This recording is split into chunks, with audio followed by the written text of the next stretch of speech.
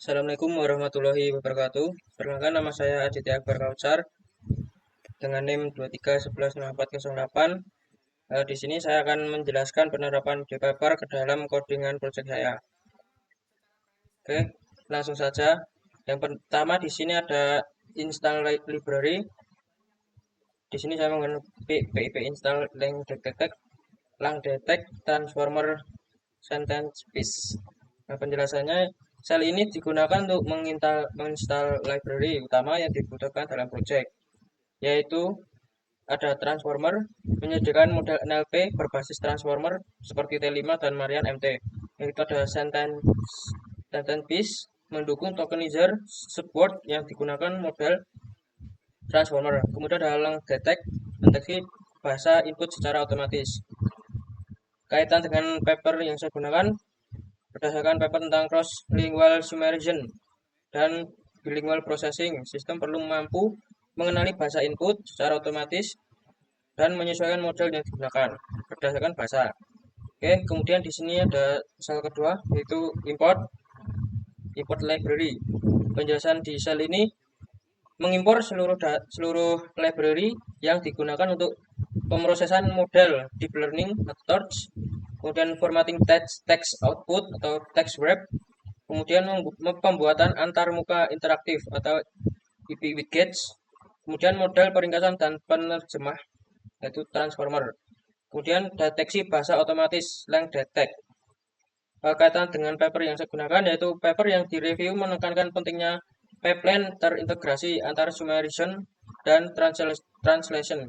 Oleh karena itu, model T5 digunakan untuk abstractive summarization, kemudian model Marian MT digunakan untuk neural machine translation. Oke, di sel berikutnya ada definisi kelas. Penjelasan kelas NLP dibuat untuk mengelola multimodel NLP dalam satu sistem, kemudian memisahkan model ringkasan dan terjemahan secara modular. Kemudian ada fungsi download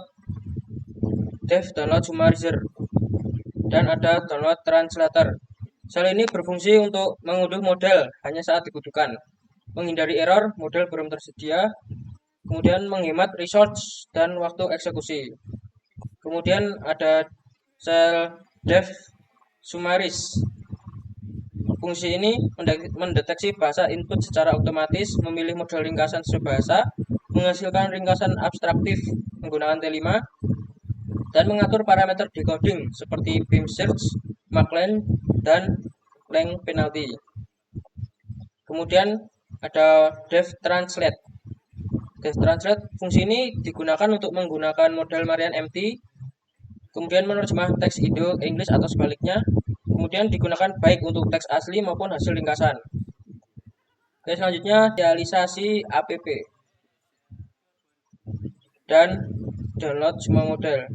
Sel ini memastikan semua model siap digunakan dan tidak terjadi error saat proses inferensi.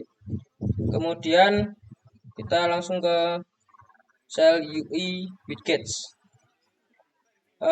Sel ini antarmuka interaktif dibuat agar user dapat memilih mode pemrosesan, kemudian sistem mudah digunakan tanpa modding manual. Oke, selanjutnya fungsi tombol.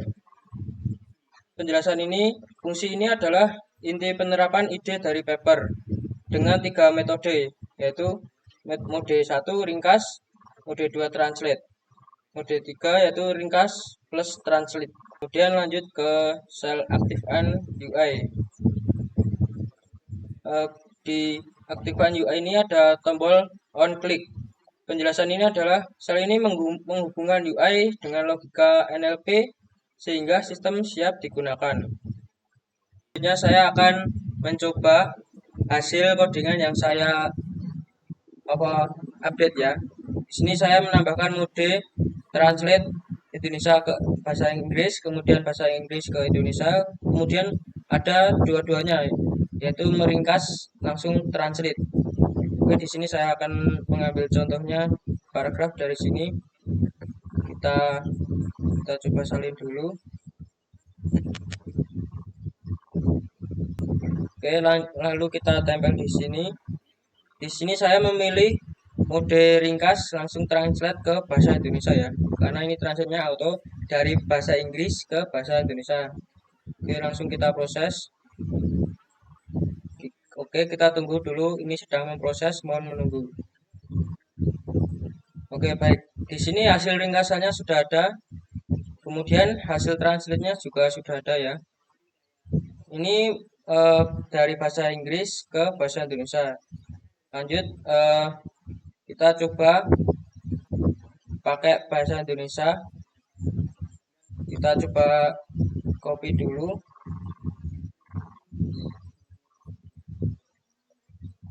Ya, di sini saya masih menggunakan mode ringkas plus translate ya. Berarti nanti hasil translate-nya adalah bahasa Inggris dan langsung meringkas secara otomatis. Oke, baik. Di sini hasil ringkasan sudah ada. Kemudian hasil translate-nya juga sudah ada. Oke, baik. Di sini saya akan menunjukkan paper yang saya gunakan ya. Paper pertama yaitu Bidirectional and Autoregressive Transformer BART for Indonesia Abstractive Text Summarization. Paper ini membahas penerapan arsitektur BART untuk melakukan peringkasan teks abstraktif pada bahasa Indonesia. BART menggabungkan kekuatan encoder bidireksional seperti BERT dan decoder autoregresif sehingga mampu memahami konteks secara lebih menyeluruh dan menghasilkan ringkasan lebih koheren. Kaitan dengan kekurangan model yang saya gunakan, model awal pada proyek menggunakan T5 yang bersifat general. Paper ini menunjukkan bahwa model khusus bahasa Indonesia seperti BART dapat menghasilkan ringkasan yang lebih natural secara tata bahasa, kemudian lebih akurat dalam menangkap konteks lokal. Oke, yang paper kedua yaitu menggunakan Summarization and Translation. Paper ini merupakan studi yang membahas integrasi peringkasan teks dan penerjemah mesin dalam satu sistem NLP. Penelitian ini menekankan bahwa kombinasi kedua proses tersebut dapat meningkatkan efisien pengolahan teks, terutama pada dokumen panjang dan multibahasa. Kaitan dengan kekurangan model adalah salah satu kelemahan utama proyek awal adalah model hanya menghasilkan ringkasan satu bahasa. Pengguna harus melakukan terjemah secara terpisah. Oke, paper yang ketiga adalah Cross-Lingual Abstractive Summation with Limited Parallel Results.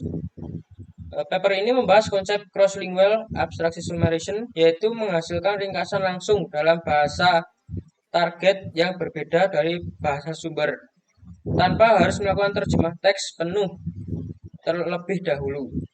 Penelitian ini juga menyoroti tantangan keterbatasan dan paralel lintas bahasa. Kaitan dengan kekurangan model, proyek ini masih menggunakan pendekatan dua tahap. Ada dua, yaitu ringkas teks dan terjemah hasil ringkasan. Oke, paper yang keempat, saya menggunakan Cross-Lingual Text Summarization. Paper ini membahas sistem peringkasan lintas bahasa yang memungkinkan teks dari satu bahasa diringkas ke bahasa lain tanpa melalui proses terjemah konvensional secara terpisah. Pendekatan ini meningkatkan efisien dan mengurangi distorsi makna. Kaitan dengan kekurangan model, masalah utama dalam sistem NLP dua tahap adalah penambahan error di setiap tahap, kemudian waktu proses yang lebih lama. Oke, di paper yang terakhir, Enhancing Abstractive Multi-Document Summation with Bird-to-Bird Model for Indonesian Language. Paper ini membahas penggunaan model Bird-to-Bird untuk meningkatkan performa peringkasan teks abstraktif, khususnya pada multi-dokumen. Model ini memanfaatkan kekuatan encoder dan decoder berbasis BERT untuk meningkatkan pemahaman konteks dan kualitas ringkasan. Mungkin itu saja yang bisa saya presentasikan untuk kali ini. Baik ada salah kata maupun salah ucapan, saya mohon maaf. Assalamualaikum warahmatullahi wabarakatuh.